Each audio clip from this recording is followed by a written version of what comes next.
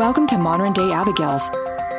2 Corinthians 5:17 says, "Therefore, if anyone is in Christ, he is a new creation. Old things have passed away. Behold, all things have become new." So let's listen to God's Word, where everyday lives transform and where we can become the women God created us to be.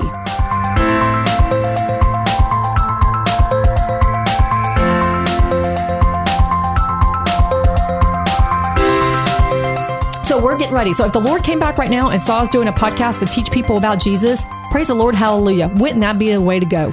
Right? I do not want to be going by being lazy in my bed. I don't want to go by just not doing anything. Or I don't want to go by doing something I shouldn't be doing. You know, gotten to the point now, I'm like, I'm going to the movies. We just started kind of going back to the movies, and we're kind of sitting there thinking, is the Lord going to like this movie? Should we be watching this movie? We thought it was going to be good. I'm not sure now, you know? So how do you want the Jesus to find you? Jana? Well, let me just say what Anna is talking about is she is not talking about we can take breaks. Oh, yes. I'm not saying don't take a break. I'm sorry. Yes. She's talking about being lazy in your... I'm not talking about being a rest. Rest in your Jesusness. Yeah. Jesus, the Lord talks about rest. The Lord gives us rest. In fact, Ray was just giving the message. He created one day for us to rest. Right. Ray's message in Ezra was about getting rest. Yeah. So I'm not talking about resting, okay? She's talking about being complacent and dang near you to the point of uselessness in your Jesusness. I think it's apathy, where you just don't really care. I think that's the word. You don't really care. You're not motivated. You're just like, whatever. Concerning the Lord. Yeah. Concerning the Lord. Concerning your relationship with the Lord. It's okay to take a nap. Yeah, it is. Yes, please. In real life. If you're it's okay to take a nap. It's okay to not work 12-hour days. Believe me, Ray sends me for naps. Anna, you need a nap. You need to lay down and take a nap because I'm cranky by that time. He's like, nap. Yeah. There's been a couple of times he goes, "You're taking a nap," because he knows I haven't rested and I'm getting cranky. So you're right. Naps are fine. Yeah. She's talking about complacency in the Lord. Yeah. Apathy, where you just don't really care and you're just like, whatever. Yeah. That's what I'm talking about. So let's look at a good picture. All right. What we're talking about in Matthew 25, 1-13. Am I flowing good? Sure. Okay. Just making sure. I feel like feel discombobulated. Discombobulated. Close enough. Okay. That word. Yeah. Cattywampus. Saw a list the other day. Wonky. That's all. A list the other day. It was great. That's how I'm feeling. I want that list. Yeah. I'll have to go find it. It was on Pinterest. Yeah. Anyway, Matthew 25, 1-13. All right. This is what they call the parable of the wise and foolish virgins. And this is the picture we're looking at. Okay. Then the kingdom of heaven shall be likened to 10 virgins who took their lamps and went out to meet the bridegroom. Now 5 of them were wise and 5 were foolish. Those who were foolish took their lamps and took no oil with them. But the wise took oil in their vessels with their lamps. But while the bridegroom was delayed, they all slumbered and slept. And at midnight a cry was heard, "Behold, the bridegroom is coming. Go out to meet him." Then all those virgins arose and trimmed their lamps. And the foolish said to the wise, "Give us some of your oil, for our lamps are going out." But the wise answered, saying, "No, lest there should be not enough for us and you, but go rather to those who sell and buy for yourselves." And while they went to buy, the bridegroom came, and those who were ready went with him to the wedding, and the door was shut. Afterwards, the other virgins came, saying, "Lord, Lord, open to us." But he answered and said, "Assuredly I say to you, I do not know you. Watch therefore, for you know neither the day nor hour in which the Son of Man is coming." We're supposed to be prepared. The Lord uses the Jewish wedding as an example everywhere. And we're going to go through that in just a minute. And I'm going to really show you how a wedding looks in this. But that's what this is. So you had these women who were not prepared. They weren't ready. And so they hadn't gone shopping. And they were not ready for the bridegroom, in this parable, the bridegroom to come. So in the Jesus wedding, yes. No, go for it. Okay. In the Jewish wedding, there is a dowry that's made. The father comes and says, "Hey, we want this as your bride. We're going to give you a dowry." Then when that arrangement has been made, the father and the son go back. And the son prepares a place. He builds a room on the house for his bride. And it is not ready until the father says it's ready. Then when it's time, the groom would make a big noise, there would be this big celebration to come get his bride, and take her back home and for the wedding. And so this is that picture we see with Jesus. God did that, but the dowry was Jesus' own blood. He paid it with his own blood. And he went back to the Father and he said that he's preparing a mansion for us. He's preparing a place. And when it's done, he'll come back. Have you ever thought about it, Joanna? God created the world in 6 days, right? I'm shaking my head, How long yes. has Jesus been gone preparing this place for us? Couple thousand years. How magnificent. Ooh, it's going to be good. Mine is going to have some bedazzlement and some glitter. But I can't even fathom how it could look. If he could create this place in 6 days, I can't imagine a place that took thousands of years to make for us. Can you imagine like the colors? Like our eyes only see certain colors that are on the earth, but that's not all the colors that exist. The Lord can make any color that he wants. Our eyes can't even see everything that's actually in a room. That's true. Because he said if we saw it, we'd be so overwhelmed we couldn't do it. So the Lord is creating something so overwhelming that we have to have resurrected bodies to be able to see it. We have to have special bodies. Yes. We have special bodies to see it. And special eyes. Yes. And this thing about being ready, ladies, that should be everything. I actually had a conversation about, I forgot how she even brought it up. And we're talking about feminine products or something. And she goes, you mean you never had to send your husband to the store? No, it's not his job. It's not his business. Can you imagine how embarrassing that would be? Do that I've never done that. And she goes, but what about, accidents? You weren't ready. I'm like, I didn't say I was really nice. I'm like, no, I always make sure I have a shopping the way I shop and making sure I always have it on hand. But my first thought is, when it's going to show up. How can you not be ready? Not everybody knows when it's going to show up, though. But you have an idea, and you can prepare around that idea. You know your body enough to go, like, I know my body enough to say, okay, it could be between this point and this point, so I'm prepared and ready. Yeah, and for those of us who were so sporadic, we're not regular whatsoever. Why would you not be ready every day? Right, because Anna, I believe I had a hysterectomy, I don't know, 15-something years ago, but if I remember correct, we don't talk about this often, but if I remember correctly, you keep stuff in your purse. Oh, I do. All the time. Yeah. And not only that, you've stocked all the women's bathrooms at the church. I'm stocked at my house. Any young woman who comes to my house, she knows what the stash is. Yeah. I should probably do that for my own, even though, Ray's walking by and probably thinking, what the heck are y'all talking about? Hi, Ray. Are we getting that look? Was that look for us? I don't know if he can hear me or not. He might. That was funny. But I'm just saying I'm not going to do that to him because he's being silly in the background. So, like when people are sitting at a window and then they're crouching down and they get smaller and smaller and smaller, and he's doing something very similar. He's making, oh my gosh. He's being silly in the background. He's hilarious. But I can't see him, but you can. That's funny. That's why he's doing it. Yeah. But that's the part about what I'm talking about being prepared. Okay, maybe you don't understand about having oil, but if you're a woman, you're supposed to be monthly prepared. Okay, and let's flip it around. You're having a wedding. Yeah. You don't just walk in and say, okay, let's get married. Yeah. They knew that he was going to come. You get ready beforehand. Yeah, you at least put some makeup on. Exactly. Well, here's this. This is what we actually have this. Well, you have to send what? You have to send out the invitations. Yeah. Matthew 11:28. Come to me, all you who are labor and are heavy laden, and I will give you rest. There's your invitation. Yeah. Then you got to get cleaned up, don't you? At least a shower. Maybe you should get cleaned up. At least shower. Maybe wash your hair. A little perfume. I don't wear much perfume, but by God, for my wedding, I had perfume. Yeah. We were not taking chances. Do you know why brides carry a huge bouquet of flowers for the wedding? And why the weddings used to be in June? Always in June? Have you ever heard that? No. This is what I've heard.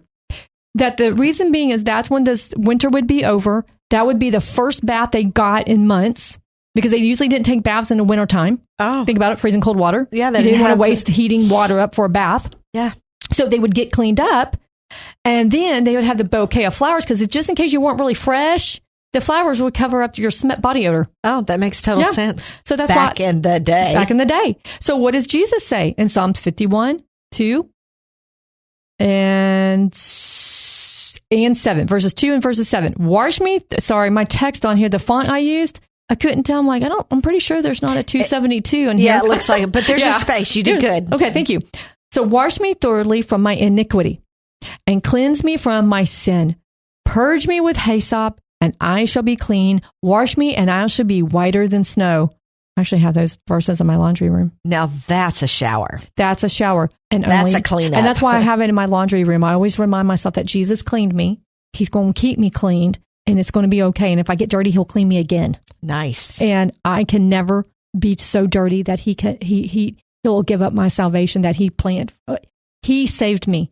And there's nothing I can do to undo that salvation. He is too powerful. I mean, the God who created the heavens and the earth. You think I can do enough to screw up to where he can't keep my salvation that he said, I will give you? He can't keep his promise about that? He is so powerful that when he cleaned me up, I am cleaned up. And if I screw up, he's going to clean me up again. Now, it might be with a bristle brush. Yeah, that's okay. Because I need to learn a lesson. Yeah. But he's going to clean me and keep me clean. And only Jesus can make me clean as white as snow. And that's a beautiful picture of the dress, a bride's dress. Oh, speaking of which, in Revelation 19:14, and the armies in heaven, clothed in fine linen, white and clean, followed him on a white horse. That's us. Isn't that exciting? That's us. We're coming back with the king. He's going to take us up. We're going to have this great wedding feast. I didn't even mention that there. There is going to be a wedding feast, which means I can actually eat and I don't have to worry about allergies and I don't have to be that person at the restaurant. I'm very excited about that. And he said, y'all should see her face. She really is excited about that. I really am excited. I'm not going to sin and I can eat. I sometimes get very sad at the grocery store because I look at my basket and I look at other people's baskets. And then the Lord nicely, gently said, why can't you thank me for the stuff that's in your basket? I'm like, thanks, Lord. That was an true. Ouch. Yeah. That one hurt. Yeah, that's a slap. Yeah, that was. And I deserved it. I did. I deserved that one because I was being all pouty about the food I couldn't eat instead of being thankful for the food I could eat. So I did. I literally thanked the Lord for every single thing I had put in my shopping cart. Took me a minute. So now we got the invitations out. We got cleaned up. We get the dress and we get a headpiece called the crown. And in 1 Corinthians 9:25, and everyone who competes for the prize is temperate in all things. Now they do it to obtain a perishable crown, but we for an imperishable crown. That's eternity because of Jesus. Amen. I'm personally wearing a tiara when I get married. Oh yeah, you are. That's okay. I got my shiny diamond shoes I'm going to wear for your wedding. I love those shoes. I know. I got to get some inserts for them to help keep my foot in there. But it's going. It's just for you because it's all bright and shiny. Thank you. You're welcome. And I'll do a bride a maid of. Is it a maid of honor? I didn't have all that. Yeah, a maid of honor's dress that will go with the shiny shoes. Yes. Oh, right. You'll get your very own. I don't even care if you pick it out. I really don't care. Yeah, you might care because you've seen my taste in clothes. I'm going to pick it out, but it's going to be pretty. Yeah, I'm about to say, Jana would help you because she would not let me. She's got great taste. Yeah, she would not let me do it by myself. Jana, your sister-in-law. Yeah, she's hilarious. And sometimes she just looks up. I'll pick out something like, hey, what do you think? She goes, Anna. And then she'll go, but it looks like you. Anyway, 2 Timothy 4:8 goes on to say, finally, there is laid up for me the crown of righteousness, which the Lord, the righteous judge, will give to me on that day. That's the day he returns. I'm so excited. And not to me only, but also to all those who loved his appearing. That's the righteousness because of Jesus. And as we're looking for it, we get the special crown and we get to take our crowns and give it back to Jesus. This is how I think about it. You know how you put a bouquet together and you pick out a bunch of different flowers to give to somebody? Well, this is kind of the same way, except we're picking out a bunch of crowns to give back to Jesus. I'm excited. I get so excited talking about the Lord's return. And I'm telling you, if you're listening to somebody and they're not excited about the Lord's return, you can go find somebody else to listen to. Because if they're not excited about the Lord's return, you need to pray for them. Because something's up. Yeah, they're not the ones to be. Yeah, you need to pray for them. Advice from. Yeah, no, yeah. Just pray for them. Pray for them. I'm about to open up this fizzy drink that Anna got us. So yeah. The one you got us is good. We think alike, so we're like bringing snacks, and I couldn't tell you how much our snacks were real similar. Like I got walnut, she's got pecans. I brought some type of sparkling water. She brought a sparkling water. Got these things that y'all loved last time. Yeah. Well, then I did a little different. I got some pepperoni, and then I got. I'm totally eating some of those that. Those really good healthy chips with dairy-free cream cheese. Yeah, anyway, y'all get to hear what our food is. Hey, feel free to stop. Go get you some food, get you a snack, sit down, eat. Popcorn, if you're in whatever. your car, I don't necessarily recommend that unless you want to. I don't recommend driving through a drive-through. Unless maybe it's Chick-fil-A or a Whataburger. Oh, that sounds amazing. Or a Whataburger, Oh, maybe. that sounds amazing. I can't eat their chicken anymore. It has soy. Ah, I know. But they got a pretty good salad I can eat. Anyway, back to this. So now, oh my gosh, this is amazing, Anna. I know. It's like a soda, but not a soda. This is amazing. And it has stevia, so it's one of the sugars I'm allowed to have. Where did you get this? Kroger. Okay. Yeah. Now I know what to look for. And if you don't sorry, like detour. Yeah, and if you don't like Kroger or they have something that they don't stand for, I'm so sorry. We're not endorsing anybody. It's just that happens. I live in Alvin. Don't get a whole lot of... You get some choices, but if you want really healthy, stuff, I don't know who procures for Kroger. I know it's a purchasing thing. I think purchasing thoughts because I'm a purchaser. I'm like, one of the things I do, but I can tell that you do. So, I do, and yes. I can tell the person who purchases at Kroger that one, they must have allergies because they have stuff there I have not seen at other Krogers or even HEB. Yeah, I've never seen this at my Kroger. And date sugar, I just saw it for the first time at Kroger. I have never seen that anywhere else. I didn't even know that existed. I know, and it's great. But I am going to get some. Yes, because I can. Oh, I meant to bring you some. Remind me to bring you some tomorrow to try. Anyway, so I really detoured from crowns, ladies. My apologies. That was my fault because of this yummy, delicious, bubbly. Sorry. That's okay. So anyway, we talked about being eternally because we have eternity. We have eternity because of Jesus. We have righteousness because of Jesus. Amen. And James 1:12 says, "Blessed is the man who endures temptation, for when he has been approved, he will receive the crown of life, which the Lord has promised to those who love him." We have endurance because of Jesus. We can endure anything. We can get through temptation because of Jesus. Jesus made a vow of eternity. What is your vows? Think about that. What is your vows? Jesus made a vow for eternity for us because he loved us. As Ray says, we're not worthless. We're priceless because Jesus the Messiah died to redeem us so we could be set for life, so that we could have all eternity. What vows are we making to Jesus? Did we make a vow to him? Did we break our vow? Probably. Guarantee you we broke our vow. But guess what? In our humanness, we did break our vow. But we can say, I'm sorry. And we can, tomorrow's the next. One of the best things I ever learned from nutrition, doing all the nutrition classes and nutritionists, every one of them says the same. If you make a mistake today on your eating, it's okay. Do better on the next meal. Yeah. It's about the next meal. It's not about, I screwed up for the whole day. No. Do better on the next meal. Do better on the next snack. It's the same with Jesus. Hey, I screwed up right now. That's okay. Do better with your next action. Oops, I hurt that person's feelings. Go apologize. Yeah. Do it better. It's never too late till you die.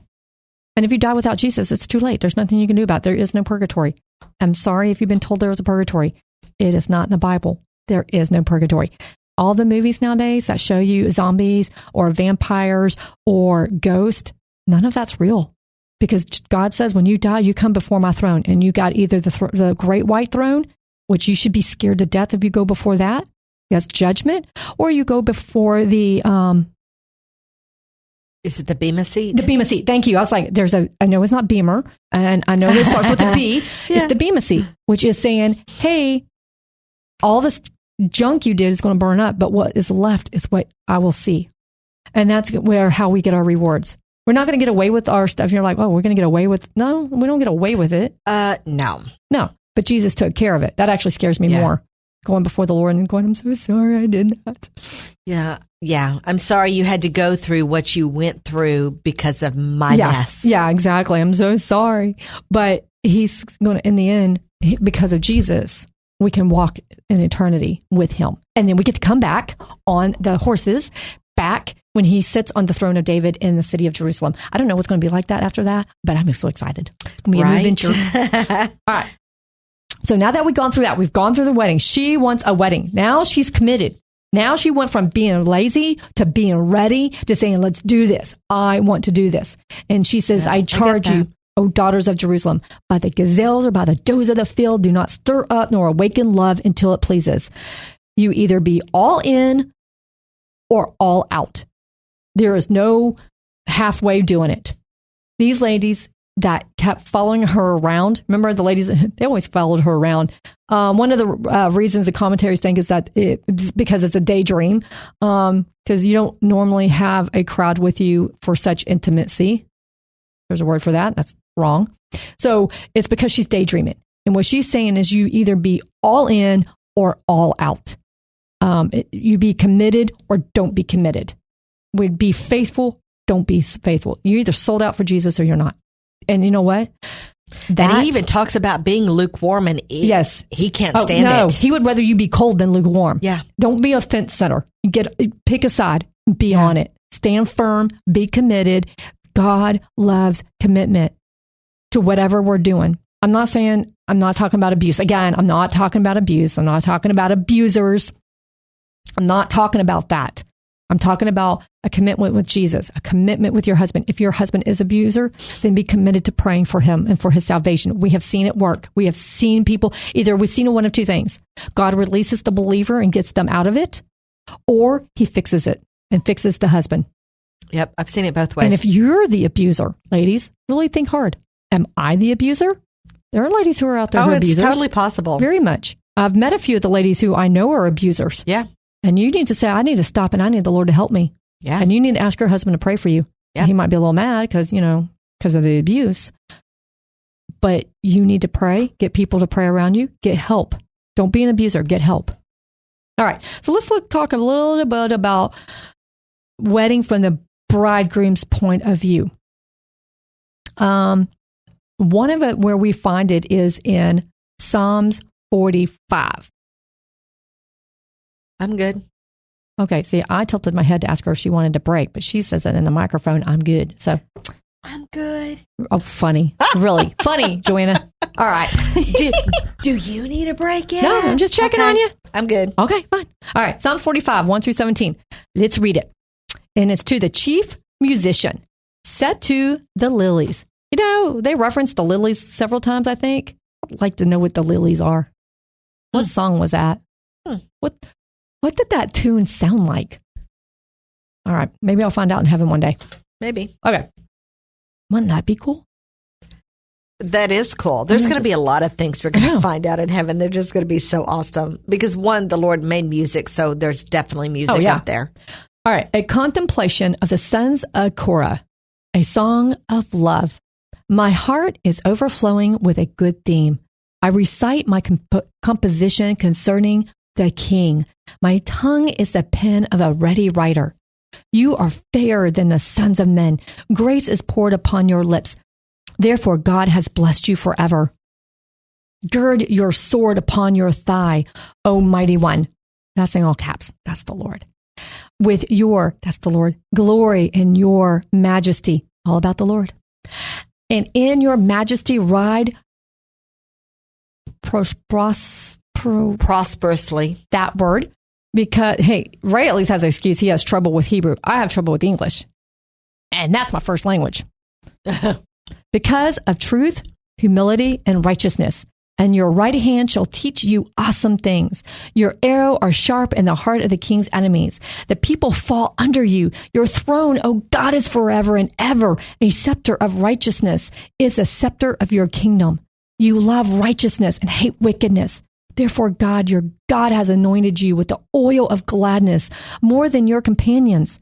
All your garments are scented with myrrh and aloes and cassia out of the ivory palaces by which they have made you glad. King's daughters are among your honorable women. At your right hand stand the queen in gold from Ophir. Listen, O daughter, consider, incline your ear. Forget your own people also and your father's house. So the king will greatly desire your beauty because he is your Lord. Worship him. And the daughter of Tyre will come with a gift. The rich among the people will seek your favor. The royal daughter is all glorious within the palace. Her clothing is woven with gold. She shall be brought to the king in robes of many colors. The virgin, her companions who follow her, shall be brought to you. With gladness and rejoicing they shall be brought. They shall enter the king's palace. Instead of your father shall be your sons. whom you shall make princes in all the earth. I will make your name to be remembered in all generations. Therefore, the people shall praise you forever and ever. And we get back to Jesus. Doesn't this sound like the book of Song of Solomon, kind of all like squished? Yeah. It's very cool. You know, in the Psalm. Wait. All through here, there's capital letters. Yes. And so this is how we know this is about us and the Lord. Yes, this is about our relationship with the Lord. And we're talking about the King. And then there other verses show, like Revelation 19 and faithfulness, righteousness. I mean, there are so many aspects that I just wanted to read that because it's like this book of Songs of Solomon all together. And you think about it, Ruth had said, let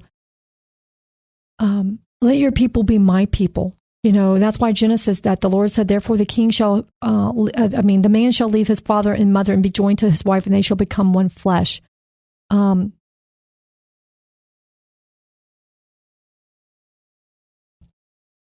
don't know.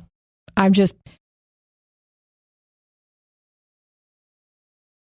know. I'm just struggling right now. Are we clinging to the Lord? I mean, who are we clinging to? Are we clinging to Jesus or becoming a runaway bride? Also, who are we supposed to resemble? Right. We're supposed to be about Jesus. And this is what this is talking about is the Lord and his bride. And he uses the king's daughters and talks about he's showing that relationship in here. And I mean, we're not going to go too far into it because I think we could probably I was sitting here thinking, I think we should have done our own podcast just on Psalm 45. Because it sits so well. He's talking about the sweetness of the relationship. And the committed relationship, that it's togetherness. And that it is a love story. It's an overwhelming one when you read it. You just kind of get overwhelmed when you read it into thinking, that's how the Lord sees me. That's how the Lord looks at us. You're my bride. I love you. You're beautiful. I want to be with you. The King of all glory, the King of heaven and earth, the one who made everything, wants to be with us. And the only way he could describe it is describing it through the relationship of a husband and wife, because that's how much he desires us. And that's common to us. We recognize that. So very cool. Okay. It's so sweet. And for those of us who have never been in a loving relationship, who've maybe never been married, or maybe came from a broken home. Yeah, or our marriage was broken. The Lord has something better. Yes. Not human. Exactly. Something better that he has put together for us. And even though we might not have experienced even a little bit of it down here on earth, what he has prepared for us is going to be mind-blowingly amazing. Right. And sometimes he won't let us have other relationships until we work on our relationship with him. I agree with that. I had to do that, didn't you? Yeah, I did too. I was too damaged to have another relationship, even with a really close friend. Yeah. And I had to work on my relationship with him because I didn't know how to be. Right.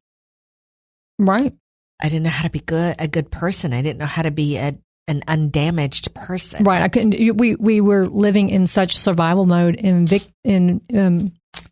were a victim, so we lived in this survival mode. And that's where you were when Ray met you. Yeah, I was. I was in survival mode. I was like, But I was thinking about when you said that, I had a thought in my mind, and it just went, Poop.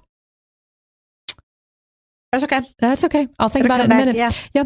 Because we were talking about relationship and that the Lord, the first time I read through the Songs of Solomon, I almost didn't make it. I didn't think I was actually going to make it. It was so speaking to me so much and convicting me so much that most of the time I was a puddle, and it was constant warfare the whole time I went through this whole book. I got to the point where I was trying to avoid it because I knew what would happen when I get back to reading it.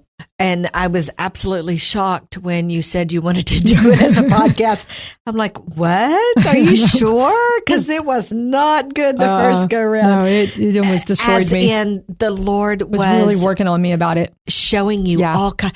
He was showing me all my damage, and you don't want to see your damage. Nobody wants to see their damage. And that's what I was seeing. I was seeing all my damage, and because of my damage, he was showing me the damage I was causing others. I'm like, thanks. This is great. But when you pray to seek the Lord, when you pray and ask to be like him, and you want the fruits of the Spirit, it doesn't always come the way you think it does. Yeah. You know, that True. whole self-control thing. Thanks, diet. Yeah. Yeah. Yeah. Whew. All right. So let's get into a little bit more fun stuff because now she's like committed. We want to get married. What's the bridegroom's going to see? So verse 6, the Shulamite's talking about the bridegroom. Who is this coming out of the wilderness like a pillar of smoke, perfumed with myrrh and frankincense, with all the merchant's fragrance powder? Okay, this is where the groom is coming. She says, coming out of the wilderness. The groom is coming to get his bride. She's ready. She's prepared. Coming out of the wilderness means there's been a change. Sometimes we are in the wilderness, not to destroy us, but to change us. Been there too.